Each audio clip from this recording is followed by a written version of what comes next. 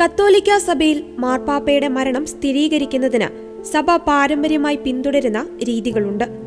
പരിശുദ്ധ പിതാവിന്റെ മരണം മെഡിക്കൽ വിദഗ്ധരാണ് ആദ്യം സ്ഥിരീകരിക്കുന്നതെങ്കിലും സഭയിലെ കമർലിംഗോ സ്ഥാനം വഹിക്കുന്ന കർദിനാൾ ഇത് സ്ഥിരീകരിക്കുന്നതോടെയാണ് സഭ മാർപ്പാപ്പയുടെ മരണം ഔദ്യോഗികമായി അംഗീകരിക്കുന്നത്. വത്തിക്കാന്റെ മുതിർന്ന ഉദ്യോഗസ്ഥനും മെഡിക്കൽ പ്രൊഫഷണലുമാണ് കമർലിംഗോ. കാർഡിനൽ കെവിൻ ഫാരലാണ് സഭയുടെ ഇപ്പോഴത്തെ കമർലിംഗോ. ഫ്രാൻസിസ് മാർപ്പാപ്പയുടെ മരണം സ്ഥിരീകരിച്ചത് കാർഡിനൽ കെവിൻ ഫാരലാണ്. ഇതിന് ചില രീതികളുണ്ട്. കമർലിംഗോ പരിശുദ്ധ പിതാവിന്റെ അടുത്തിരുന്ന് അദ്ദേഹത്തിന്റെ മാമോദീസ പേര് 3 തവണ വിളിക്കും. പാപ്പ പ്രതികരിച്ചില്ലെങ്കിൽ കമർലിംഗോ മരണം അംഗീകരിക്കും. ശേഷം റോമൻ രൂപതയുടെ കർദിനാൾ വികാരിയെ കമർലിംഗോ ഇക്കാര്യം അറിയിക്കും.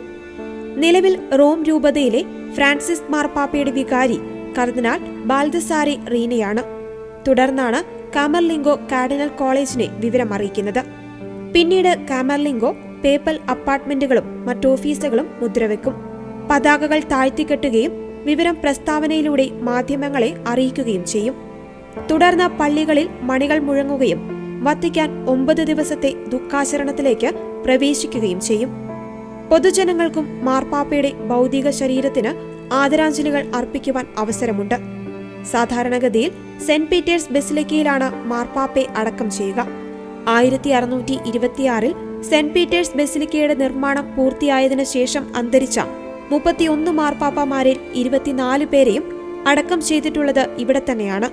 എന്നാൽ ഫ്രാൻസിസ് മാർപ്പാപ്പയുടെ ആഗ്രഹപ്രകാരം പാപ്പയെ അടക്കുക റോമിന് സമീപമുള്ള എസ്ക്ലിനോയിലെ സാന്താ മരിയ മച്ചിയോറി ബസിലിക്ക ദേവാലയത്തിലാണ്.